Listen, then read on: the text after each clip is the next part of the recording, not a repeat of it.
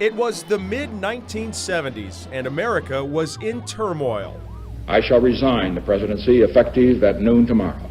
In Washington, Richard Nixon had resigned amid scandal and disgrace. In Southeast Asia, the long, bitter, and divisive Vietnam War ended with the fall of Saigon. The final evacuation of Americans from Saigon has been completed. And in the small Central California farming town of Visalia, police were confronted with a growing crime wave.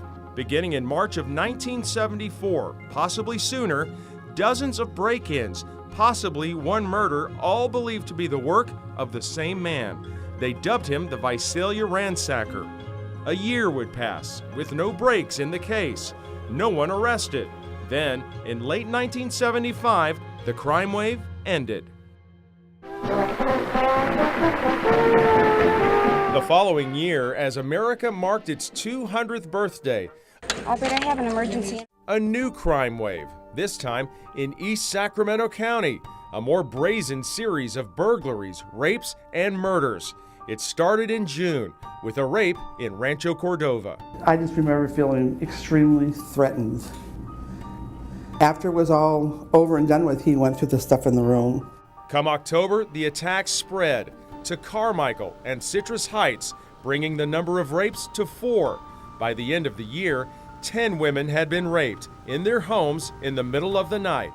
Years later, victims still recalling the chilling details. I remember the heat of his breath on my neck. I remember his voice. I remember the weight of his body and his knife. I remember it all too much. At first, there was no reporting in the media, amid concerns that if word got out, the attacker would flee and never be found. When it finally did get out, the area was gripped by fear. Gun sales are way up, with some of the buyers not that familiar with how to use firearms, and that can be dangerous.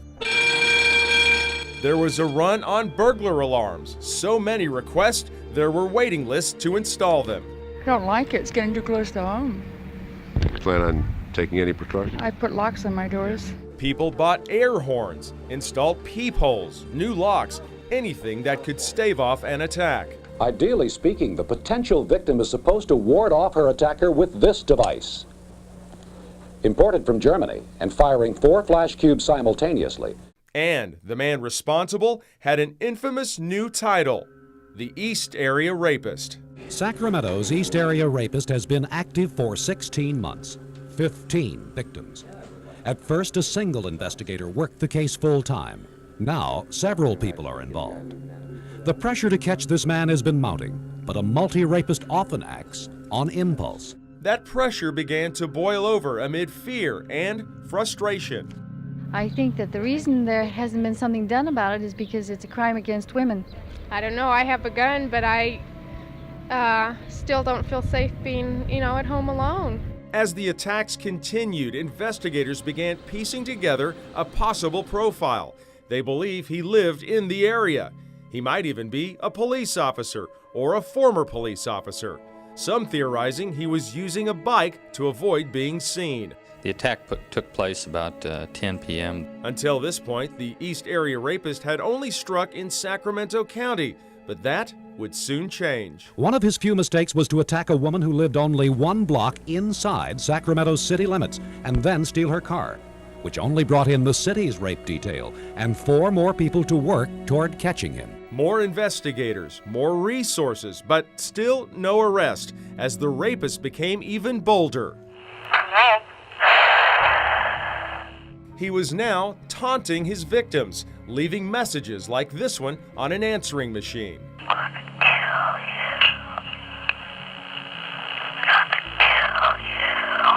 By the end of 1977, 19 more women had been attacked, bringing the total to 29. If he was contacted on the street, he would be complacent, cooperative.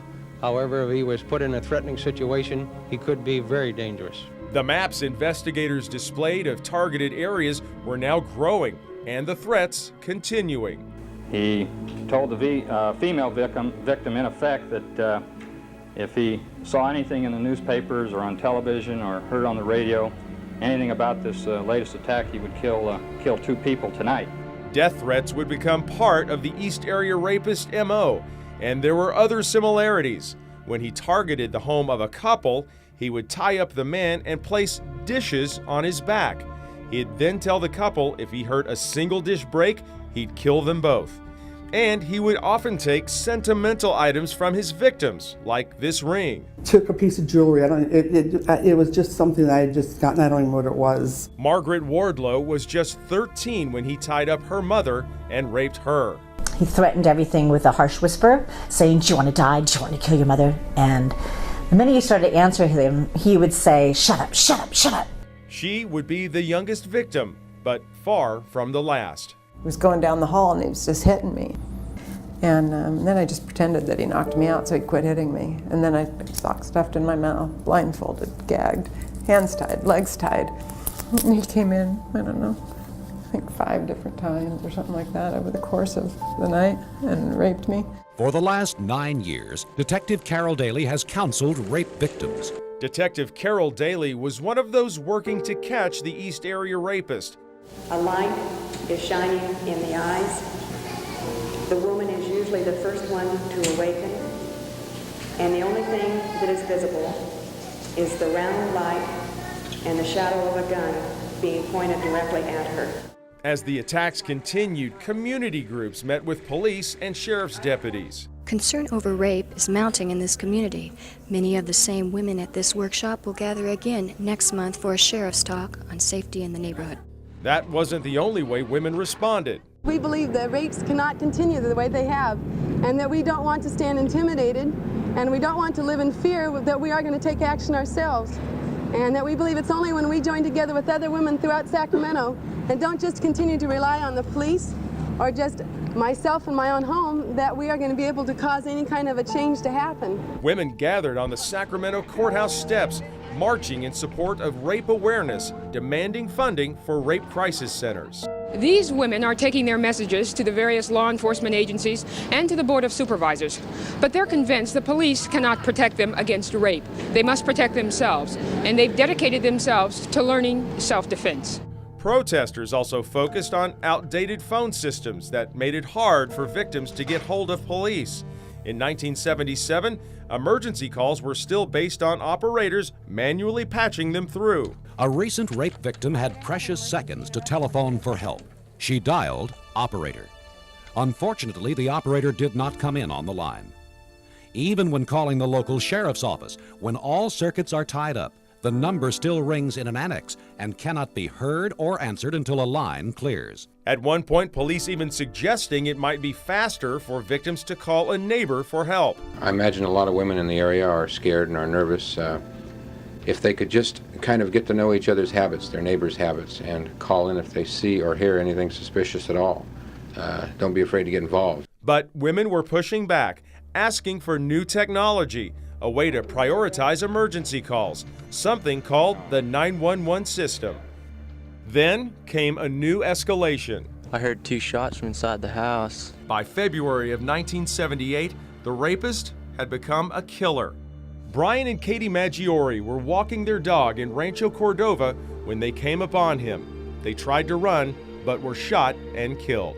I could hear him falling in the bushes, and it took him a few seconds to get out of the bushes, but I could tell he was really scrambling. Another man out walking came face to face with their attacker. Right as he came to the tree, he looked up and he saw me standing right here, and he was pretty surprised, and he just turned around as quick as he could. He just turned around and just headed straight down there towards the fire hydrant. That witness was an art student and helped investigators come up with this sketch. But the East Area Rapist was still ahead of police and now moving beyond Sacramento County. The rapist struck in North Modesto around 3 o'clock Monday morning. 2 rapes in Modesto in 1978, then Davis. Much of the method of operation is the same, where he did enter a house where there were other people present outside of the victim. He bound his victim. He also left at an undetermined time, which is common. The victims are never sure when he leaves. There was a knife used, and he was wearing a mask or hood of some sort. other Bay Area cities would join the list, including Concord, San Ramon, San Jose, Danville, and Walnut Creek. Police told me late today that this particular rape happened within 1 block of another rape that happened here in Rancho San Miguel on June 2nd. At that time, a 17-year-old girl was raped. That, too, is an East Area Rapist suspect case.